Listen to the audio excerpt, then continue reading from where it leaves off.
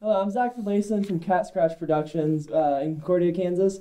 And we are joined here today by legendary Kansas State football coach, Bill Snyder. Thank you for having us. Well, thank you, Zach, very much. Honored to be here. We've been looking at your latest book, My Football Life, and the rest of the story, and we've come up with a few questions based on that. Okay. First one is, in your book, you talked about how, as a high school student and a college student, you sometimes struggled with your grades and felt outright embarrassed with them sometimes. And obviously, you overcame this. What would you say to some younger people who are going through the same thing? Well, if number one is make it important to you.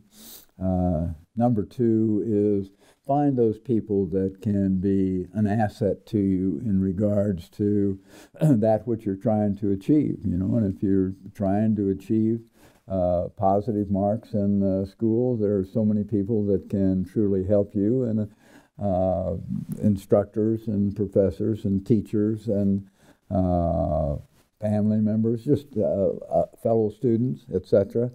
But and understand that there is a way, and it's a matter of having the perseverance to continue to fight the battle and to try to improve every single day, and you get a little bit better in this class and a little bit better in this class and a little bit better, and as you become a little bit better, obviously then your grades should go up.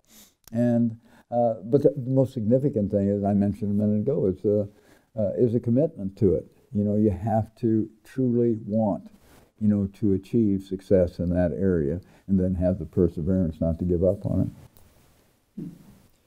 A really interesting aspect that came up in your book is that you became a successful college football coach, but you felt that you were unsure about what you wanted to do with your life when you were in college. What would you say to some people that feel the same way? Well, that you may have misread that. I was not uncertain about what I wanted to do.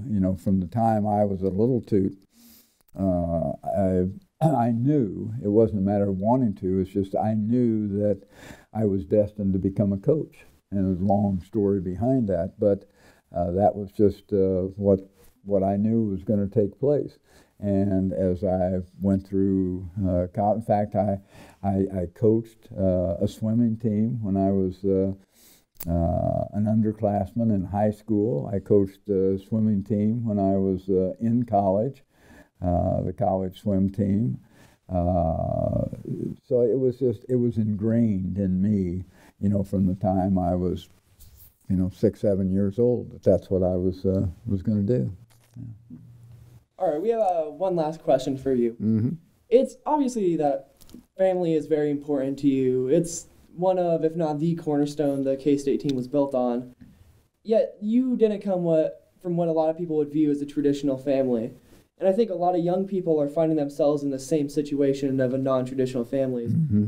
And how are you able to find a sense of family as a youth and ingrain it in your life? And why do you think that's so important? Well, as you indicated, it wasn't a traditional family. My parents were divorced when I was a very young child, and my mother raised me. But family became so significant to me because of her, and her parents lived in the same town, St. Joseph, Missouri, and they were very impactful in my life. My mother was an amazing woman, and to this day, the most significant person in my life.